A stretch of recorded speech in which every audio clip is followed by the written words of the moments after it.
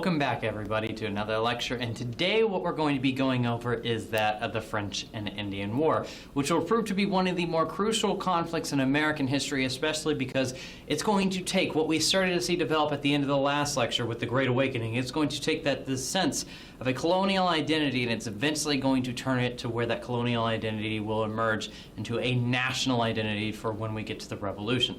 In shorter terms, basically without the French and Indian War, we would not get to the Revolution because, as many historians recently have begun to argue, you cannot have the Revolution without the French and Indian War because the consequences of this conflict will lead us directly to that point. So today we're going to be focusing on this conflict and why it's so instrumental into the development of the modern American nation. Now, when talking about the French and Indian War, and really conflicts in general as we move forward in the class, there's a few things I want to highlight really quick. I will talk a little bit about battles and some of the military failures of some of these conflicts, but there's only a few things that y'all really need to concern yourselves with. The first couple of things that you need to really learn about many of these conflicts is what caused them, and ultimately what were their effects, what were their consequences, what do they lead to. And we'll see this specifically with the French and Indian War and how it impacts the American Revolution, but also think about that when we talk about other conflicts within the future. Also, some of the battles will be significant that we'll talk about in future conflicts. And I'll point them out, and why they're significant is because they will have a tremendous impact either on the political atmosphere within U.S. history or on the social atmosphere. And I'll talk about that as we come to those points. But anyways, let's go ahead and start talking about what caused the French and Indian War, this conflict, not between the French and the Indians, but rather a conflict between the French and their native allies and the British and their native allies. Now, we kind of began to discuss just very briefly within the previous lecture that by the beginning of the 18th century, we start to see that both France and Great Britain are going to engage in a series of global conflicts. We saw that first with King William's War, then Queen Anne's War, and then later King George's War. And that trend is going to continue with the French and Indian War, which will prove to be another one of these major global conflicts. However, it will truly be the first global war or world war that we would recognize today because it's going to have a much more significant impact on the colonies of those empires than the previous conflicts. And ironically, with the French and Indian War, it will not be a conflict that will begin over in Europe like the other ones that we talked about, but rather it will be a conflict that will begin because of disputes amongst the colonists in both New France as well as within the British colonies that we see on the Atlantic seaboard. But anyways, what was at the center of causing this conflict? Well, obviously, lingering issues from previous conflicts are one reason. But the biggest reason to what was at the center of the French and Indian War, and really at the center of all these conflicts that we've talked about so far, is this idea of mercantilism that's going to dominate not just the British, but also the French Empire. Now, at the time, during really the 17th and then into the 18th centuries, the predominant economic mode of thought was this idea of mercantilism, to where one should construct, or I should say one nation could construct a large empire, construct massive colonies like we've seen within either New France or within the British colonies, and use those colonies to generate economic profits by having them produce some sort of raw material. If we talked about with the South, things like tobacco, having it shipped back over to the mother country, back over to England, and then finished into a finished product that they would then be sold either on foreign markets or sold back to the colonies to produce profits for companies back over in Britain. And this was the same economic philosophy that dominated France's economic system. And within it, they really discouraged trade with other nations, and they will impose heavy tariffs to promote what's known as protectionism. So that way, you as a consumer over in the American colonies, you are only purchasing goods from a British company, not from a French or a Dutch company, but rather from a British. And these same laws, I think we maybe have mentioned them briefly before, the Navigation Acts, they were similar laws were put into effect in France, Spain, and other major empires that we see across Europe at this time. And so because of this, the key thought within mercantilism is if you have a larger empire, well, you have larger profits. And both the French as well as the British throughout these wars were looking to expand upon their empires. And we see this carry over into the middle of the 1700s to where they look to once again expand on this. And we'll see that the cause to the war will specifically center around trade because both the French as well as the British Empire are going to begin to focus in on a region that was very rich in trade, specifically within a fur trade. And they are going to start eyeing the region known as the Ohio River Valley region. Now, the Ohio River Valley It's just west of the American colonies and just south of Canada. And both powers want to take this region for, one, its economic gain, or economic significance. Because within that region, you see there is a very lucrative fur trade throughout it. And if they were to tap into this fur trade, this could generate profits for these goods back over in England and back over in Europe and play into this economic policy of mercantilism. On top of that, by taking the Ohio River Valley, either one of these empires could further advance their economic situation within their colonies. Specifically looking at the French, if they took the Ohio River Valley, they could take control of its the major rivers that we see run through it. Mainly, you could get to the Ohio River, and then that will get you to the Mississippi River. And I talked about this before. All empires by this point, they view rivers as major waterways, basically highways at their time to connect not only their colonies, but basically connect them to the outside world. And so the French will want to take the Ohio River Valley region for the Ohio River to connect its empire with Louisiana as well as Canada. And the British, similarly, they want to take access to many of these rivers throughout this region because it will connect them out to the frontier, and especially with a nation that was beginning to especially with colonies beginning to rapidly grow, with their population beginning to boom by the middle of the 1700s, they need some breathing room, and this was their avenue to achieve that breathing room. And so no surprise that after the end of the previous conflict that had finished up by the end of the 1740s, because of the highly contested region out in Ohio, it's no surprise that we once again see the French and the British come to battle once another. Now, eventually we'll see that by the early 1750s, the Virginia company by the name of the Ohio Company is going to look to go out into the Ohio River Valley to claim it under the authority of the British Crown. Now, in 1753, when this company goes out west, it will fall under the command of one 21-year-old Major George Washington, who was an aspiring British officer who wanted to become a commissioned officer within the British Army. And he will lead this initial expedition at the end of 1753 to claim the Ohio River Valley in the name of Great Britain. However, when he arrives out in that region, he's ultimately going to clash with the French, who had arrived there just prior to him. The French already, by this point, had established a series of forts all throughout the Ohio region. And Washington had with him a letter that was handwritten by the Virginia governor, basically telling them that if they are there, they need to get off those lands because it was owned by the British. But when he hands over this letter to the French, they're going to reject it. And quickly, they're going to just basically kick him out of the region. Now, George Washington will return back to Virginia, and he will deliver this response to the Virginia governor, and this is where hostilities will begin the following year in 1754.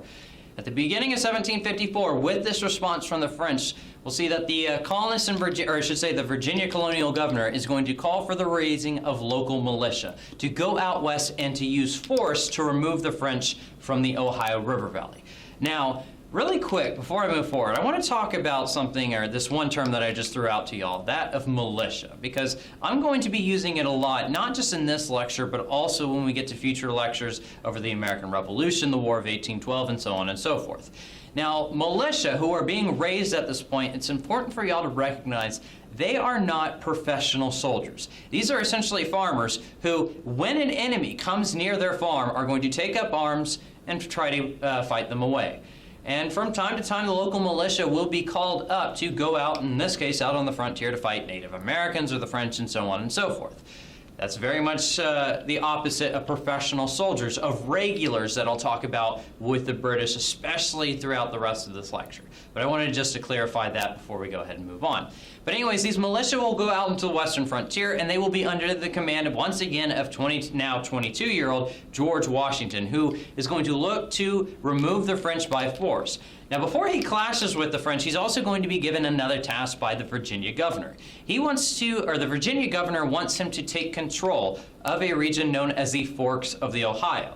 Where the Forks of the Ohio is in western Pennsylvania today. It's where we see the Albany as well as the Monongahela rivers. They connect each other. Now, many of you probably aren't familiar with where those rivers are at, but anyways, if you know where modern-day Pittsburgh is, that's exactly where it's at. But anyways, the goal was to capture the forks of the Ohio, because if you controlled these two major rivers in the region, you controlled the trade and you had all the power in the region. And that will be Washington's goal. However, when he arrives at the forks of the Ohio, he will realize that once again the French have beaten him to it. The French had established a fort along the forks of the Ohio to command the rivers, to control trade, and control the power of the region. They would eventually establish what's known as Fort Duquesne, which would prove to be a thorn in the side for the colonists for the years to come. But nonetheless, when Washington sees Fort Duquesne, he will stage an ambush, and when he ambushes some French troops and engages them, he will accidentally and unintentionally begin a major global conflict that will engulf the rest of the world for the course of the next 9 years, even though the conflict will become known as the 7 Years' War. But anyways, he will engage in an ambush, kill a few Frenchmen, and then he will retreat a little bit away from Fort Duquesne, establishing his own fort about 40 miles outside of Fort Duquesne, what he would ultimately call Fort Necessity. Now, as you could probably guess by the name of Fort Necessity, it was a necessity to hold this position, because if the colonists were to be kicked out by the French would dominate the region. Well, the French, by the early summer of 1754, they've learned of Fort Necessity, this crudely constructed fort, and they're going to attack it. And by the beginning of July of 1754, Washington will be completely surrounded. And he will be forced to surrender his roughly 300 militiamen to the French forces on July 3rd, 1754, and march out of that fort the following day. And it's quite ironic, because we'll see that in the future, the day, July 4th, will be associated with the creation of the United States, something that Washington would fight so hard to create. But also, he's probably not going to be overly thrilled all the time of viewing that date, especially since it was the date of one of his greatest humiliations. But anyways, him and his troops would agree with the French that they could return back home. However, he would sign a document stating that basically the French had entire authority over the Ohio River Valley. However, the British, as well as the colonists, wanted to ensure that this would not be the case. Because especially for the colonists, why they want to get this region, it's not just for pushing forth the glory of the empire or for gaining more land for individuals to move out to, but it was also because they were fearful that if the French captured the Ohio River Valley region, they would be surrounded by the French, and the French might even invade their colonies. So that's crucial here. But anyways, around the same time that we see Washington surrender his small little army, if you will, at Fort Necessity, we're going to see that the colonists are going to do something else on the political landscape that's going to have major ramifications, and it's ultimately going to set the stage, actually really foreshadow the stage for the next couple of decades.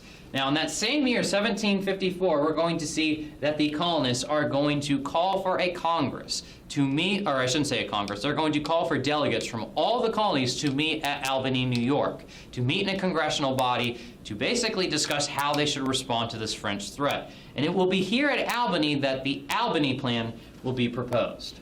Now, the Albany Plan itself, why it's so significant is it will be the first time that we see the colonists will try to join in a united effort. Now, if you've seen the flags where it says join or die, this will be a propaganda piece that will be used to try to push forth this Albany Plan.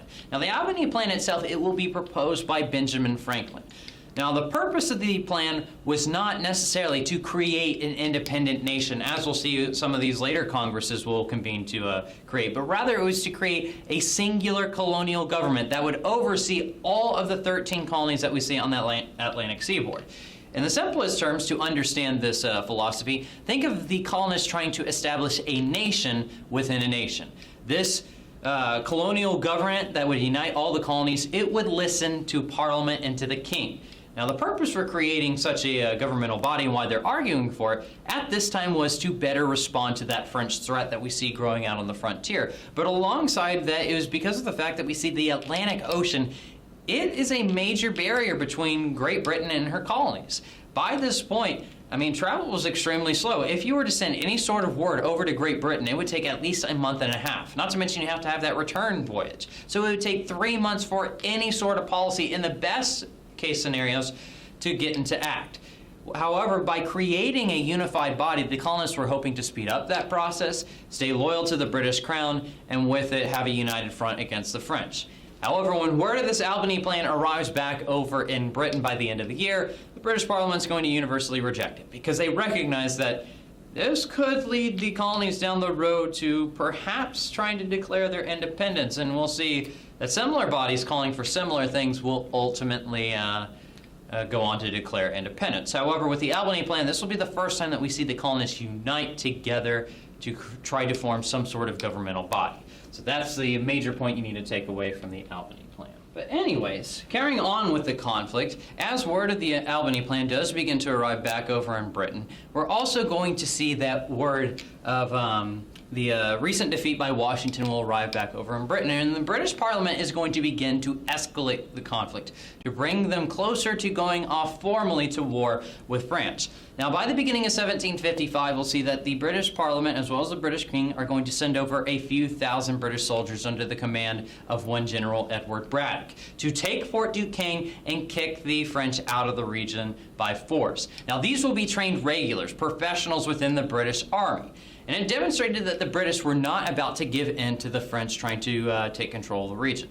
Now, during the summer of 1755, after their arrival, we'll see Edward Braddock would lead these troops out into the wilderness, out into the frontier, to hopefully kick the French out of Fort Duquesne, that target that had eluded Washington the previous summer. And ironically, guess who's also alongside Braddock going out to Fort Duquesne? Well, none other than Washington, who will take advantage of this opportunity to hopefully get some sort of a military education, if you will, be an apprentice under this general. But anyways, just like Washington, when he arrives out in July of 1755, just outside of Fort Duquesne, we'll see that Braddock and his forces are going to be completely defeated. They will be fighting in a traditional European style, fighting in rows and in lines, and this is very difficult, especially out in the wilderness.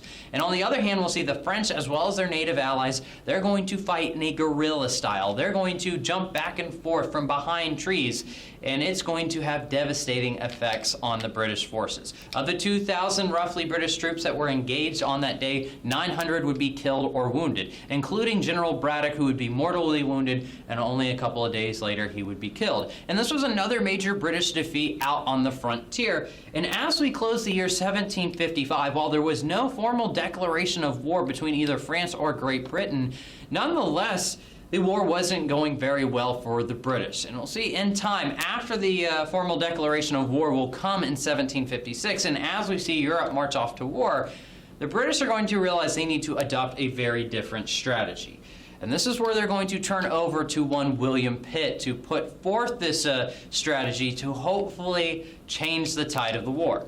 Now, William Pitt, why am I pointing him out and why am I pointing out his strategy? Well, it's because William Pitt is not going to be a figure we're going to just talk about once and move on from. We'll actually see how he'll have an important role in the build-up to the Revolution. But anyways, he's going to come to power basically because of the fact that he was criticizing everything the British government had been doing thus far in the war. Because of this, since he was wildly popular for criticizing these individuals who had been defeated, he will be elected to the role of prime minister, and he will put in a new strategy. Now, as war was breaking out across Europe, he recognizes something. Great Britain is in a unique position. Unlike European powers like Spain, France, Prussia, Russia, Austria, all those other European states at the time, England was an island nation. They didn't have to be distracted by this fighting that we see develop over on the continent, especially since their allies were the Prussians, who were really good at war. And so he realizes, since it was an island nation, since they did have also one of the largest navies in the world at the time, they could turn their attention away from Europe and start targeting other regions, particularly over in the Americas as well as over in India. Now, we're only going to be focused about the Americas, but do read in your own time about what's going to happen over in India during this conflict. But anyways, he will look to send the bulk of the British troops who will be involved in this conflict over to the Americas as well as to the colonies, to seize on the opportunity that the war has presented, to where the French, being more distracted with the war on their borders, they will not be able to send as many troops over to their colonies, and the British could take advantage of this by attacking them, by having numerical superiority and hopefully conquering a large empire by the end of this conflict. And this is where we'll see tens of thousands of British troops will begin to arrive in the American colonies by the end of 1757 and 1758. However, it's really not going to be until 1759 that we start to see William Pitt's strategy really begin to mature and ultimately bring about victories for the British cause. But in the meantime, with this strategy, what was also key and what's going to be unique about Pitt is, unlike many people living over in Britain, he realized that to wage this kind of war over in the colonies, he probably should have colonial support. He needed some colonial troops, and he needed supplies from the colonists. And so he's going to view the colonists as equals as opposed to inferior, something that was common amongst the British mindset at this time. And by doing so, by seeing them as equals, by seeing them as allies, this will lead them to be in his favor, being more willing to provide materials for the cause and ultimately help him carve out what would become later the first iteration of the British Empire. But anyways, by the end of 1758, the fortunes for the British begin to change. They will capture a key port at the, or I shouldn't say key port, a key fort at the mouth of the St. Lawrence River, that of Louisburg, and they're also going to capture several forts by 1759 out on the frontier, including Fort Duquesne, Fort Niagara, Fort Ticonderoga, and several others. And also in that same year, 1759, the British Army is going to assault the city of Quebec and capture it. Now, they will capture it just before winter sets in, and at a point during the winter of 1759-1760, it looks like that city might fall. However, once the British Navy is able to get through the icy waters of the St. Lawrence River, we'll see that the city will remain in British hands for the foreseeable future. And in that following year, 1760, after they've secured Quebec, they will also secure Montreal. And with it, most of Canada by that point has fallen into the hands of the British. There were some French, I shouldn't say French soldiers, French militia and French Canadians who were out on the frontier kind of fighting back, but for the most part, the large pitched battles of this conflict had come to an end. And much of the rest of the fighting of the French and Indian War, part of the larger 7 Years' War, will take place over in Europe and the other colonies. However, back over in America, it will be mainly small skirmishes. But anyways, that warfare will eventually come to an end in 1763, where in February of that year, we'll see that the major European powers are going to sign what's known as the Treaty of Paris. Now, the Treaty of Paris, really quick, as I write it up here on the board, I do want y'all to take note. We are going to talk about two treaties of Paris. We will talk about the one from 1763 for the French and Indian War, and we will also talk about, when we get to the Revolution, the Treaty of Paris of 1783. It is crucial that you know the difference between these two treaties outside of this treaty ended this war and that treaty ended that war, because they will have different clauses, different consequences, and so on and so forth. But anyways, focusing on the Treaty of Paris of 1763, it will be signed in February of that year, as you could probably guess, in Paris. And with it, it effectively ensures that the British were the victors in this conflict. It ensures that they would maintain Canada, several islands in the Caribbean that they had captured, as well as basically everything east of the Mississippi River, including Spanish Florida, as well as all the frontier region, including the Ohio River Valley. Now, on the other hand, the French are going to lose a lot because of the Treaty of Paris. We'll see that they will lose Canada as a result of it. They will lose Louisiana, ironically, because of it. Because when the Spanish lose Florida close to the end of the war, the French will hand over Louisiana to the Spanish, basically as a concession, so that way they can still have a strong presence in the Gulf. Now, in regards to the islands that the French had in the Caribbean, they would be handed them back, or some of them back over. But anyways, even though the French were major losers, they had basically lost their entire empire in North America, don't think of it as being a huge consequence that's going to fracture France for years to come. It actually could prove to be a major benefit because, remember, they had Canada and Louisiana, and not to dog on Canada, there wasn't a lot of lucrative products being produced there, and it was a very expensive colony to run. It was not self-sufficient, so it actually benefits them that they were able to give it up. And not to mention also Louisiana at this point. And by gaining these Caribbean islands, they will actually have several islands who will produce large profits basically from sugar. And that will come to benefit in France in time to being. But for the moment, because of the fact that they lost a massive amount of land, it will be a major gut punch. Now, the Spanish themselves, who got involved later on in the conflict, they will also be on the side of the French during that war, and they do lose significant territories. They lost Florida, which could perhaps compromise their position within the Caribbean as well as the Gulf of Mexico. And before the signing of the Treaty of Paris, they had lost Havana to the British. However, the British will agree to hand it back over. But anyways, with the Treaty of Paris, also what we need to recognize is who are the biggest losers of this treaty. Now, we've talked about the French and the Spanish and what they've lost, but the biggest losers for the Treaty of Paris will be that of the Native Americans. Now, the Native Americans, because of this treaty, they're going to get absolutely nothing. when the peace negotiations began in late 1762 and carried it over to when it was actually signed in 1763, no native nation, no native tribe, no native chieftain, no delegate will be elected to go off to these negotiations. They will not be invited, despite the fact that the natives were crucial allies to both the British as well as the French during the course of this conflict. And ultimately, much of the land that was being exchanged was native land, especially the Ohio River Valley. Even though we were seeing the British and the French trying to go into that region, it was mostly populated by Native Americans. And this is going to have a lingering consequence, especially for the British, because when word of the Treaty of Paris arrives back over in the colonies, it's going to find its way over to those native tribes who had fought against the British, who were out in the Ohio River Valley. And they're going to rebel against it. They're not going to be thrilled that the British were their new authority figures. We'll see that beginning that same year when news arrives of the Treaty of Paris in May, we'll see that the natives are going to engage in what's collectively become known as Pontiac's Rebellion.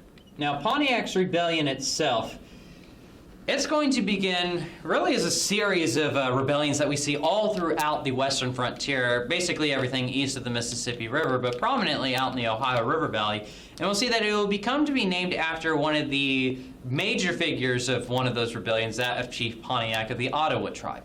Now, they will capture several settlements out in that region, but ultimately the rebellion itself will be a failure. But hostilities for the British in regards to this conflict will continue into 1766. Now, the British, when they had finally established this treaty with the French, they believed the war was over in the American colonies. But with these rebellions, it was the exact opposite. They will have to continue to keep tens of thousands of British troops out on the frontier to protect the colonists who were trying to go into that region, as well as to combat these rising rebellions. And this is where the lingering consequences of not just Pontiac's rebellion, but the French and Indian War itself is going to heavily impact the colonists and how they view the British nation. Now, to hopefully calm these natives who are rising up in rebellion against the British, we'll see that the British king is going to issue by the end of the year a royal proclamation to what would become known as the Proclamation in Line of 1763, basically telling the colonists they cannot settle west of the Appalachian Mountains. Now, why is that significant? Well, it's because the colonists are going to be pissed off about this. The very reason they won this war was to settle mainly this region out in Ohio, which was west of the Appalachian Mountains. And this is only going to begin the series of resentment that we'll see between the colonists and the British Crown and some of the policies that they will make that result from the French and Indian War. But more notably, one of the lingering consequences of the French and Indian War, which we'll talk really a lot in detail when we talk next time with lecture, is we'll see that this war, it had costed the British over 140 million pounds to fund this conflict. Now, you can translate that and adjust it for inflation, but that's a lot of money. And with it, to pay off their debts that they had acquired during the war, money had to come from somewhere. And they will begin to look to the American colonists to provide that revenue, because the colonists, while they had generated their own taxes, they typically didn't pay a whole lot in taxes. And so in the years to come, we'll see that the British Parliament would begin to push forth policies and acts to tax the British colonists, to have them pay for this conflict that was really for their own benefit. But anyways, we'll talk about that lingering consequence and how it will lead us directly down the road to the American Revolution. But anyways, with that said, this brings us to an end of our lecture over the French and Indian War. Make sure that you read all the readings associated with this topic, as well as watch any videos that might be open for y'all. But anyways, in the meantime, everybody be safe, and I'll see y'all next time.